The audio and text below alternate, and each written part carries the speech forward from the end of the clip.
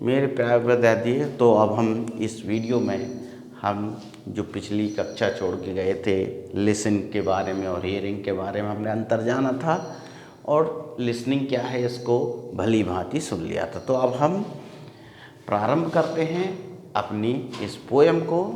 Poem की प्रथम पंक्ति है, पहले स्टेंजा ले लेते हैं पोयम का।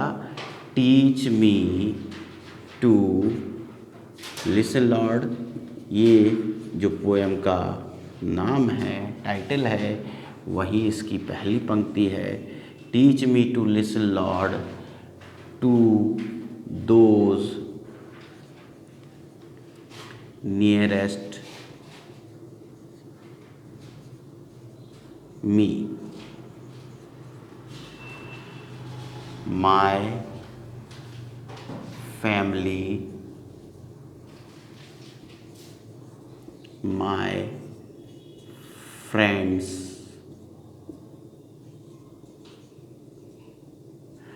my co-workers,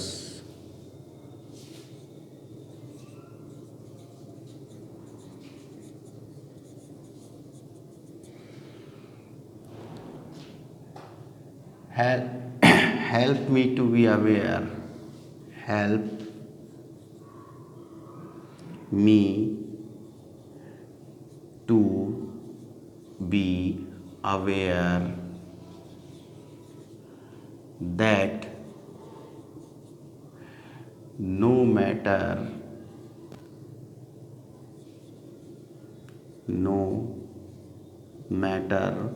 what words I hear, the message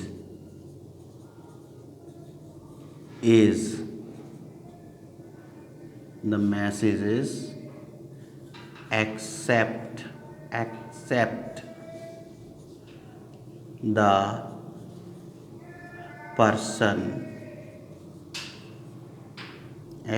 the person I am.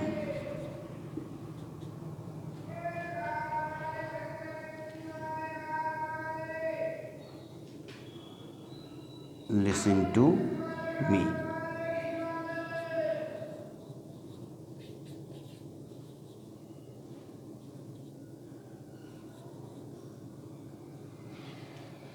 तो प्यारे विद्यार्थियों, ये पहला स्टेंजा है हमारी पोएम के।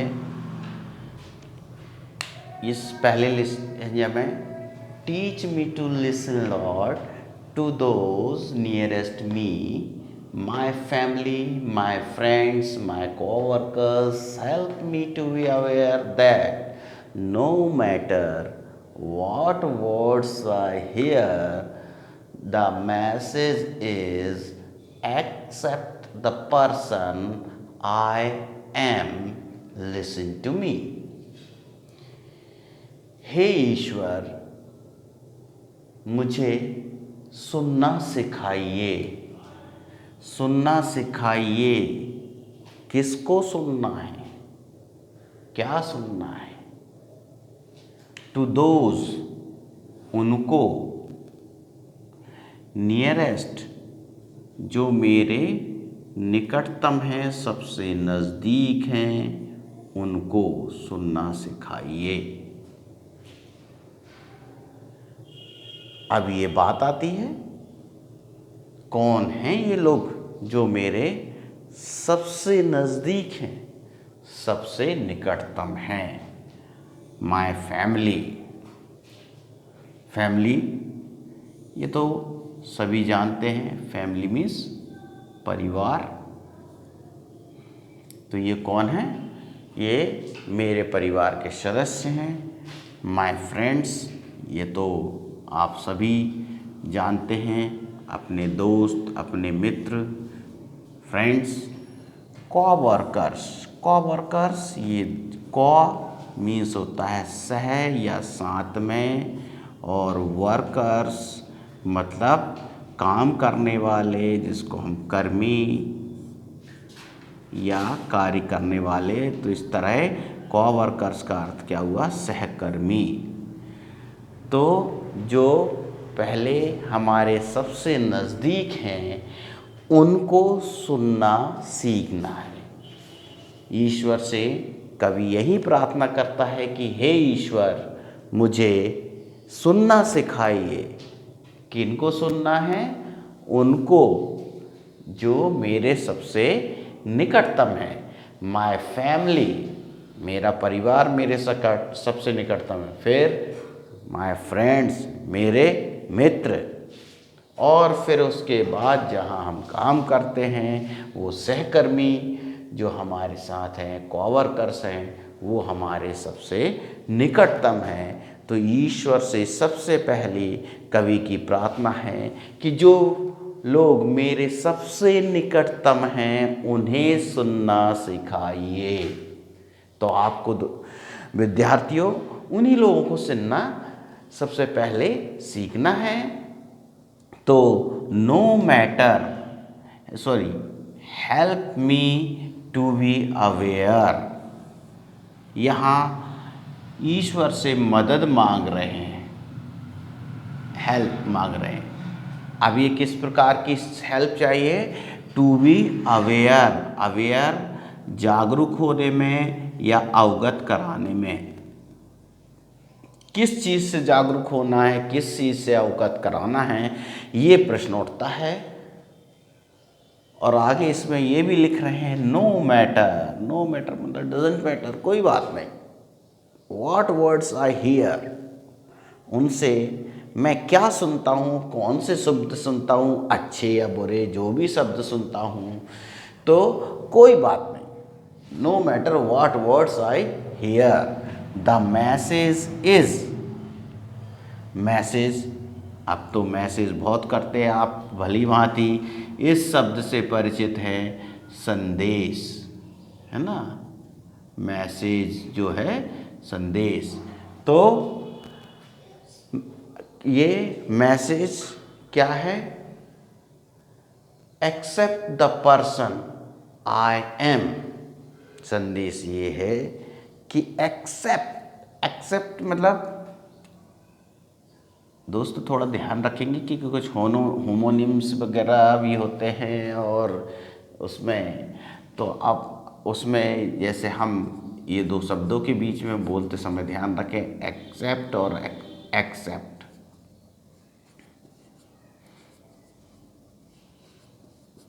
ये एक्स है और ये केवल ये एक्सेप्ट और एक्सेप्ट दोनों के बीच काफ़ी अंतर होता है। इसका मतलब है को छोड़कर, और यहाँ स्वीकार करना। तो यहाँ एक्सेप्ट लिखा हुआ है, accept the person I am. मैं जैसा व्यक्ति हूँ, लिसन टू मी, हे ईश्वर सुनिए, मैं जैसा हूँ वो जैसे है, मुझे वैसा स्वीकार करना सिखलाइए। तो पहले इस स्टेंजा में, जो ये फर्स्ट स्टेंजा है पोएम का, इसमें हमने देखा कि सबसे पहले पोएट किनको सुनना चाहता है? जो हमारे सबसे निकटतम हैं। तो चलिए विद्यार्थियों, अब यहाँ पर हम कुछ नीचे परीक्षा में किस तरह से प्रश्न पूछे जा सकते हैं, इस क्योंकि आपको एक एक्सट्रैक्ट आता है, अनसीन नहीं, इसको अपन एक्सट्रैक्ट बोलते हैं, जो अपने लेसन के हैं और जो उनको हमारी परीक्षा में दिया जाता है। तो हम पहले इसको जानते हैं और इसको क्या है, इस पे किस तरह के प्रश्न पूछे जा सकते हैं, क्या क्या चीज़ें हैं जो हमें जानने का प्रयास करना चाहिए। अब हम यहाँ देखते हैं उन प्रश्नों को। चलिए हम इसको यहाँ मिटाते हैं और आगे किस तरह के प्रश्न इस पर पूछे जा सकते हैं। तो पहले मान लीजिए प्रश्न हो सकता है उस पर कि name the poem and the poet. अलग अलग तरह से पूछा जाता है प्रश्न, कभी ये डायरेक्ट लिख देते हैं name the poem and the poet, या फिर ऐसा लिख दिया who is the poet of this lesson.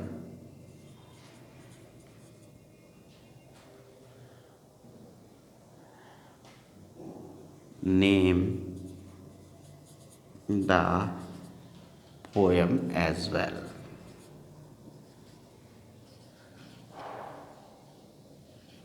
तो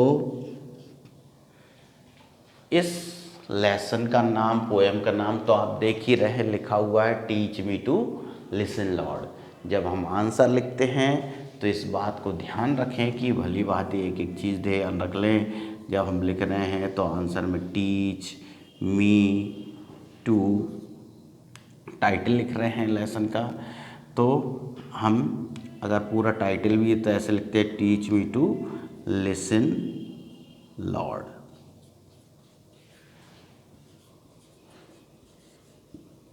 ठीक है, और भली भांति हमको इसको ध्यान रखना है। ये पोएम का नाम है, आपको इस तरह से लिखना है, कहाँ कैपिटल लेटर लिखना है, कहाँ स्मॉल लेटर लिखना है, ये इस तरह से भी आप उसका आंसर लिख सकते हैं। अब रही बात इसके पोएट की नाम, तो नेम ऑफ द पोएट तो इसमें है ही नहीं, क्योंकि ये एनोनिमस। अब ये किसी पोएट का नाम नहीं है। एनोनिमस मतलब अज्ञात, अननोन पर्सन ने लिखी हुई, उस किस पर्सन ने लिखी वो हमें पता नहीं है। ठीक है ना, तो इस चीज़ को ध्यान रखें, एनोनिमस मतलब अज्ञात है। ठीक है, नहीं तो कुछ विद्यार्थी ये समझते हैं कि एनोनिमस उस पोएट का नेम है। पोएट का नेम एनोनिमस नहीं, एनोनिमस का मतलब क्या है, अज्ञात।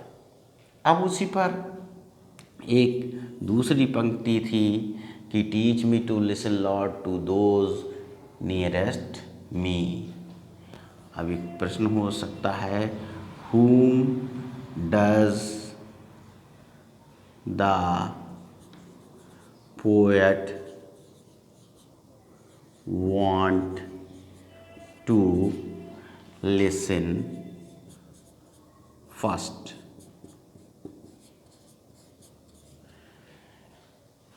तो क्वेश्चन ये है कि मतलब पोएट सबसे पहले किसको सुनना चाहता है।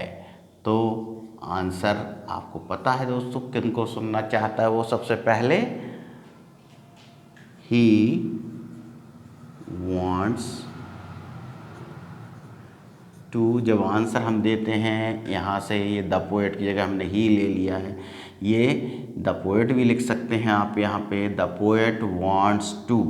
अब ये वांट की जगह हमने क्या किया, वांट्स किया है आंसर देते समय। क्यों किया है, क्योंकि क्वेश्चन में डज है। जब डज है, क्रिया में एस है, और हम जब आंसर दे रहे हैं तो उसका रिप्रेजेंटेशन प्रेजेंट सिंपल का इस तरह से हमें करना है। वांट को ला के उसमें SES, IES, वाई को हटा के जो कुछ भी लगता है तो वो हमें यहाँ लगाना है।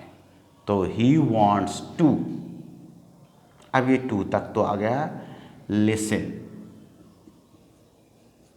ही वॉन्ट्स टू लिसन। इतना भाग तो हमने प्रश्न से ही लिखा, लेकिन असली उत्तर हमारा कहाँ है, इस whom शब्द से है। अब ये whom में जवाब क्या है, listen to, he wants to listen to family, my family, यानी कि family members, friends and coworkers.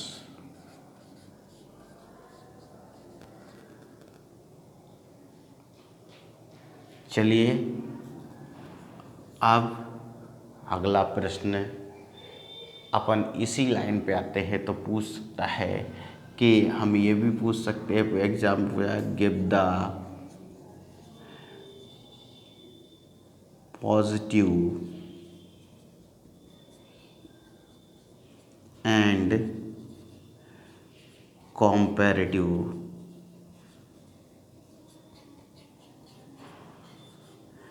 degree of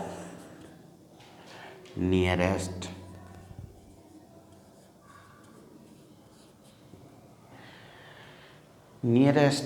ये बेटा आप लोग को ये ध्यान रखना है कि यहाँ पर नियरेस्ट शब्द जो है वो क्या है, नियर, जो कि एक एडजेक्टिव है। एडजेक्टिव की तरह काम कर रहा है कि किन व्यक्तियों को जो हमारे सबसे नियरेस्ट हैं। तो यहाँ नियर जो है उसका पॉजिटिव डिग्री है, नियरर उसके कॉम्पेरेटिव डिग्री है, एंड नियरेस्ट जो है उसकी सुपरलेटिव डिग्री है। तो यहाँ हमसे पूछा गया क्या है, कॉम्पेरेटिव डिग्री। ये आपकी कॉम्पेरेटिव डिग्री है। ER लग के जो आपने बनाया है, ये ज़्यादातर हमारी डिग्री जो ER लग के बनती है या मोर लगा के हम बनाते हैं वो कॉम्पेरेटिव डिग्री होती है। और जो ये फर्स्ट जो है हमारा जो मूल शब्द है एडजेक्टिव के रूप में या एडवर्ब के रूप में हम ले के आते हैं, तो वो हमारी पॉजिटिव डिग्री है। तो यहाँ आंसर हमारी ये दो शब्द हैं, नियर और नियरर, और ये सुपरलेटिव डिग्री आपकी हो गई नियरेस्ट। तो इस तरह प्यारे विद्यार्थी इस चीज़ को ध्यान रखें कि हमें इस तरह से उत्तर देना है। तो नियर, नियरर हमारी ये दो शब्द उसके आंसर हैं, पॉजिटिव और कॉम्पेरेटिव डिग्री।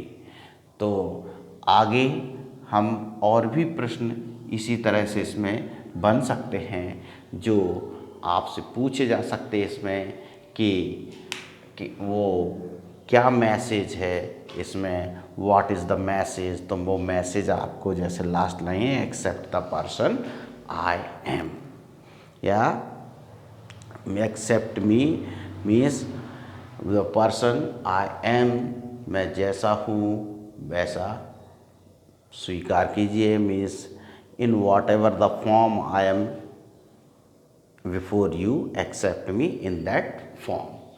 खैर विद्यार्थियों, वो क्वेश्चन भी हो सकता है, लॉन्ग क्वेश्चन भी हो सकता है।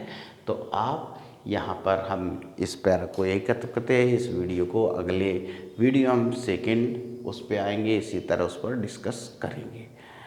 धन्यवाद।